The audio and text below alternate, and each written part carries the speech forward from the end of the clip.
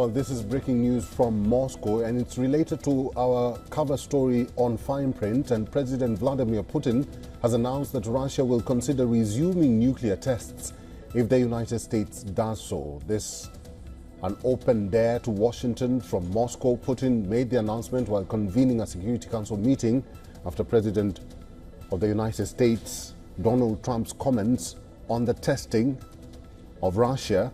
Putin says that Russia had always strictly adhered to its obligations under the Comprehensive Nuclear Test Ban Treaty, but that if the United States or any nuclear power tested such a weapon, then Russia would do so too.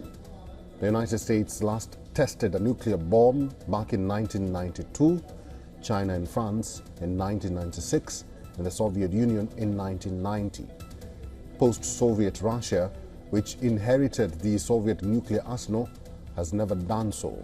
Once again, Putin says that if America does test their nuclear weapons, then Russia will resume with their own nuclear testing.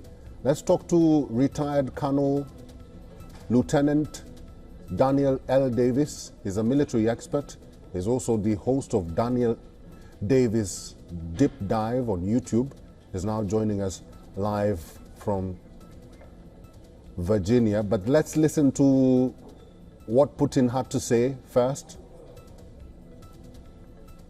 Россия всегда неукоснительно придерживалась и придерживается обязательств по договору о всеобъемлющем запрещении ядерных испытаний и планов отойти от этих обязательств у нас нет.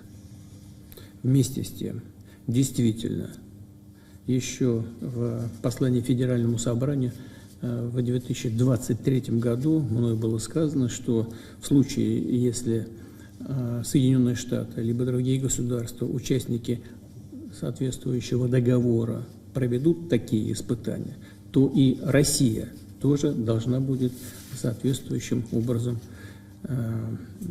предпринять адекватные ответные действия.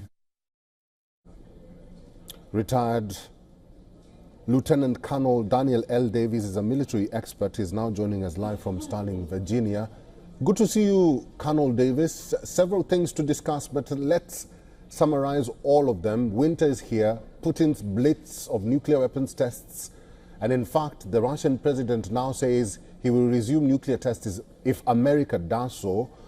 There is the militarization of Iceland, and then there is a fear of Putin expanding his war efforts, confusion over Trump's nuclear test, and how that rattled Russia. What's the messaging here this time?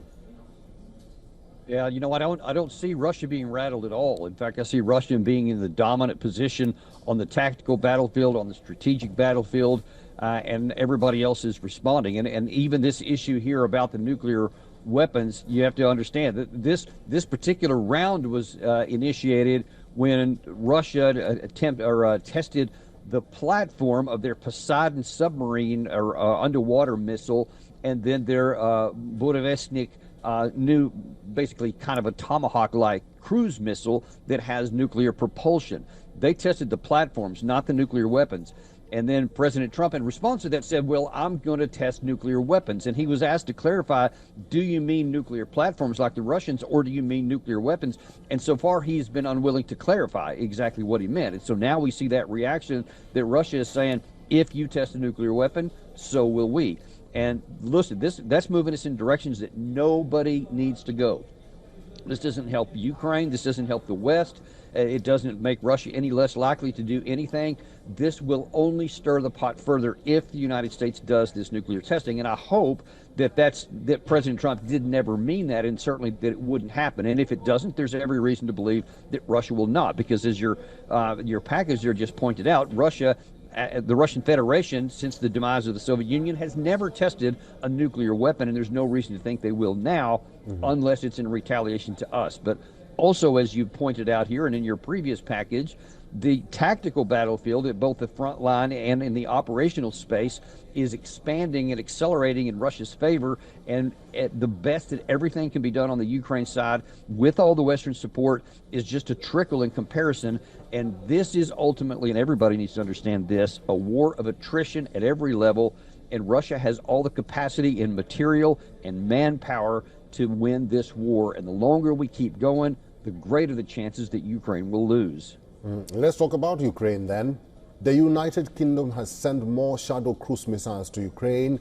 Has the cessation calls to the war been placed at the back burner now, given that the ramping up of missiles to Ukraine and Russia vying to revenge? This is a back and forth kind of situation.